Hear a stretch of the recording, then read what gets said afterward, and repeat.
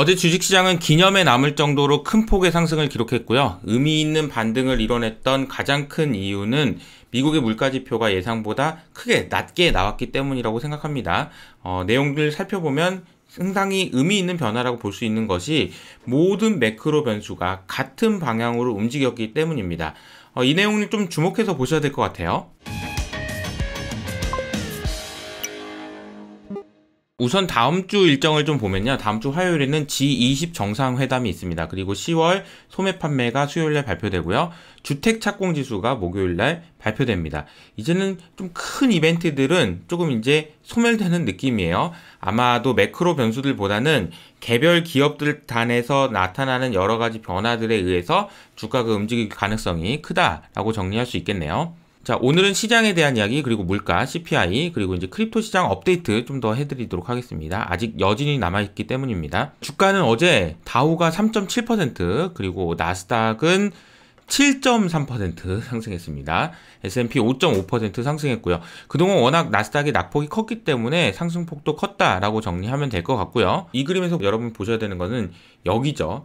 그동안 선방했던 헬스케어나 아니면 에너지 섹터는 그렇게 많이 상승하지 못했지만 그동안 너무 힘들었던 빅테크라든지 아니면은 반도체 업종, 이런 업종들은 상승폭이 하이싱글, 그러니까 이제 8%, 10%, 10% 이상도 상승하는 종목이 꽤 많았습니다. 나스닥 일봉 차트를 보면은 7월부터 있었던 반등 랠리가 계속 이어질 수 있을 것 같다라는 생각을 하고 있었는데 요 정도 수준까지 지금 와 있는 상황이니까 조금 더 이어질 수도 있겠다라는 생각은 듭니다. 그러면 이제 어떻게 해야 되는지에 대한 이야기를 할 때 좀 고민해 보셔야 되는 포인트를 좀 말씀을 드려보면, 일단 어제 시장에서는 기술주 움직임이 굉장히 컸습니다. 그래서 기술주와 관련된 종목들 중에서 대표적인 종목들의 차트를 열어보면 이런 그림인데요. 애플이 8.5%, 마이크로소프트 8%, 그리고 엔비디아가 14%나 상승했는데요.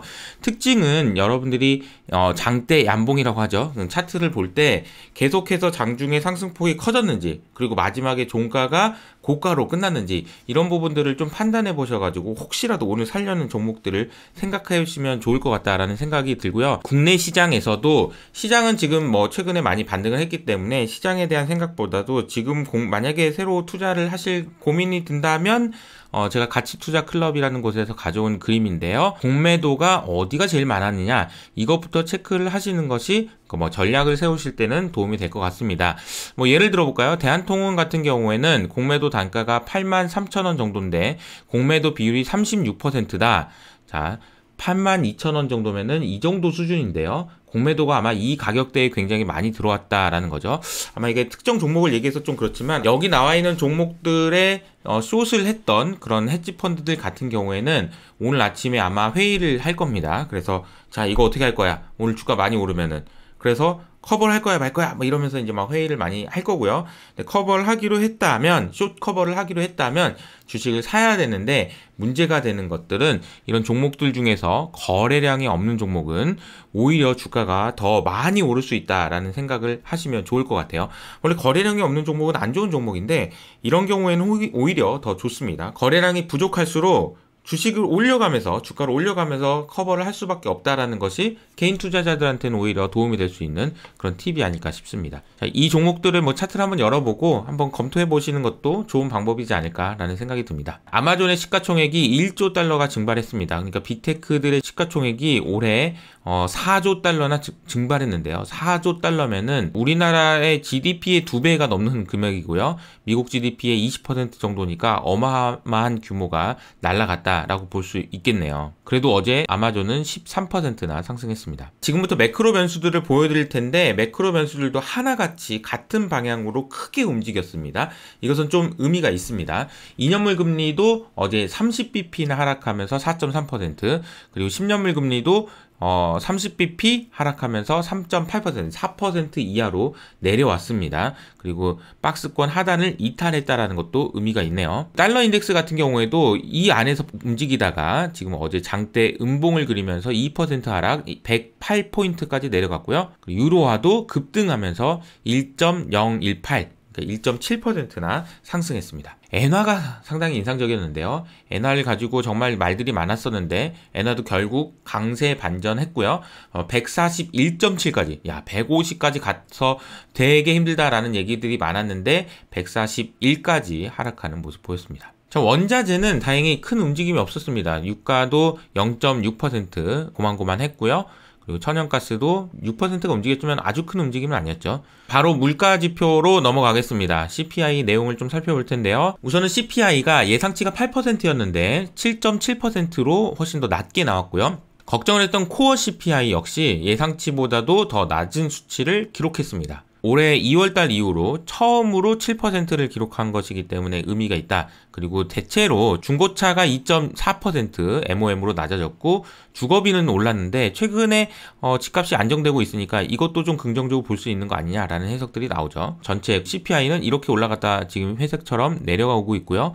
코어 CPI도 지난달에는 올라가서 걱정이었는데 오히려 낮아지면서 좀 우려를 해소했다라고 보시면 되겠습니다. 서비스는 계속 올라가지만 재고 내구재 상품들의 가격이 워낙 빠르게 내려오면서 이것이 CPI가 낮게 나오는데 기여를 했다. 이 그림도 마찬가지인데요. 푸드 인덱스도 역시나 조금 상승폭이 둔화됐고요. 에너지도 마찬가지.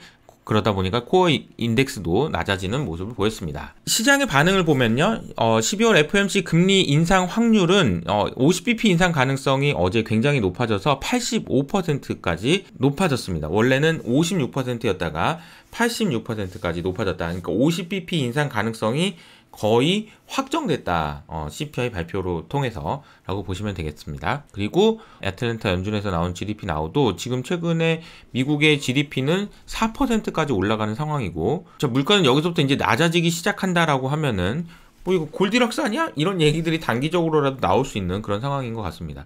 그래서 어제 이제 많은 매크로 변수들이 같은 방향으로 움직였다라고 볼 수 있겠죠. 지금부터는 이제 주요 인사들의 반응들을 좀 볼 텐데요. 자, 레리 서머스입니다. 어제 제가 영상을 통해서도 소개해드렸지만 레리 서머스 같은 경우는 인플레이션 안 잡히니까 금리를 6%까지 올려야 된다라고 강하게 주장하셨었는데 자, 오늘 이제 어제 나온 CPI 숫자는 긍정적이다 라고 이야기를 하셨고 한 달에 한 번에 나오는 숫자를 가지고 판단하기는 조금 이르지만 무시할 수 있는 숫자는 아니다 라고 얘기하면서 약간의 톤 다운을 하셨습니다.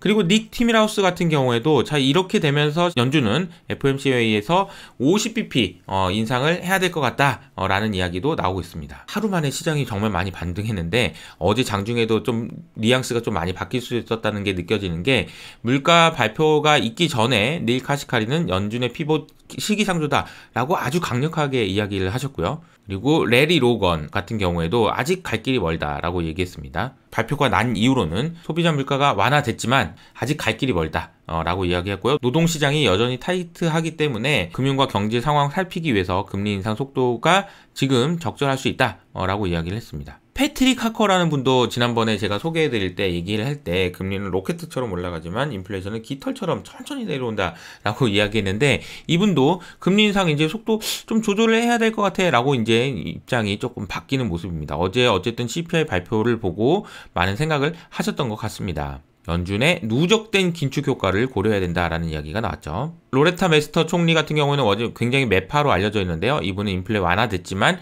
리스크는 여전하기 때문에 고민을 해야 된다. 아직은 이제 너무 축포를 터트리면 안 된다라는 이제 이야기를 했지만 이분도 아마 내심 표정은 좋으시지 않았을까라는 생각이 듭니다. 메리 데일리도 금리 인상 속도 조절 고려해야 된다. 하지만 인플레이션에 대해서는 승리선을 하기에는 아직은 이르다.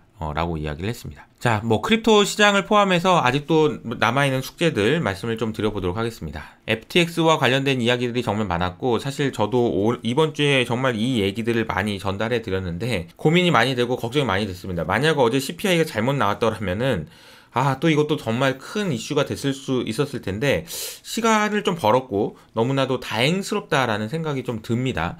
그럼에도 불구하고 이 내용이 자체가 좋지 않기 때문에 해소되는데 여러 가지 어려움들이 있을 것 같긴 한데요. 오늘 좀 더 말씀을 드려보면 일단 샘 뽀글이 아저씨죠. CEO가 투자자들에게 사과를 했습니다. 그리고 앞으로 자금 조달을 해서 노력하겠다. 그리고 FTX의 자회사라고 할 수 있는 알라메다 리서치에다가 대출했던 것이 결국 위험을 초래했는데 이 문제에 아, 이거 어떻게 해결할 거냐, 이런 얘기들이 나오고 있습니다. FTT, 그러니까 FTX에서 발행한 토큰의 가격은 이슈가 생기기 전까지 25불 정도 수준이었는데 지금은 한 3불 정도 수준까지 지금 낮아진 상황입니다. 사실 이제 문제가 되는 것은 이거 같습니다. FTX를 중심으로요. FTX에 투자를 해준 회사들이 좀 어렵겠죠. FTX의 상황이 매우 안 좋아졌고 가치가 0에 수렴했을 테니까. 두 번째로는 FTX가 투자를 하거나 밀어줬던 그런 프로젝트들이 좀 어려움을 겪을 수 있다라는 것을 일단 첫 번째로 생각할 수 있습니다. 그런데 FTX를 투자한 회사들 중에서 한 회사가 어제 입장을 밝혔는데요. 바로 굉장히 유명한 VC 투자자로 알려져 있던 시퀘어가 FTX 가치 이제 0으로 우리는 맞췄다. 이제 0이다. 제로. 빵! 이렇게 처리를 해버렸다라는 이야기를 했는데요. 투자자들에게 보낸 그 서한을 보면은 이런 표현이 돼 있어요. 야, 우리가 약 3천억 투자한 건 맞아. 근데 이 회사의 가치는 이제는 제로가 된 것 같아. 그럼에도 불구하고 우리가 전체적으로 투자해놨던 것들은 아직 건강해 라고 이야기를 했습니다. 아직 건강하다. 이렇게 입장을 밝힌 이유는 뭐냐면 FTX라는 곳에 투자한 시콰이어라는 회사에 투자해놓은 사람들에 대한 안정시키기 위함인 거죠.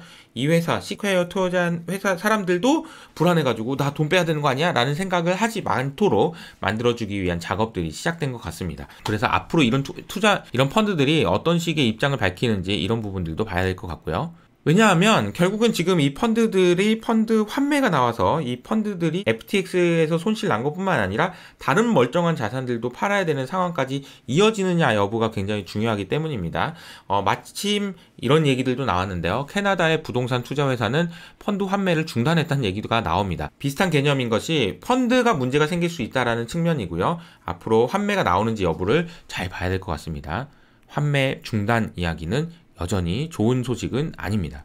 일본의 통화정책과 관련돼서도 국가 신용등급에 대한 이야기가 이제 나오기 시작합니다. S&P에서 이제 국가 신용등급을 변경할 수도 있다. 중앙은행의 정책이 신용도 결정에 큰 영향을 주는 요인이 될 수 있다. 여러 가지 문제가 있다라는 얘기를 S&P에서 했다라는 것은 이제 연말 연초로 갈수록 신용등급과 관련된 이야기, 크레딧과 관련된 이야기는 계속 나올 수밖에 없다라는 걸 상징적으로 보여주는 것 같습니다. 자, 오늘은 모처럼 주식시장이 굉장히 활기를 띨 것 같고요. 그러나 주식시장 이미 주가가 많이 반등했기 때문에 너무 앞서 말씀드린 대로 숏커버를 활용한 그런 투자 전략 정도는 괜찮지만 시장이 많이 올라와 있다는 것도 생각을 하셔야 될 것 같다는 생각이 듭니다. 여러분 성공 투자하시고요. 지금까지 이호석 아카데미였습니다. 감사합니다.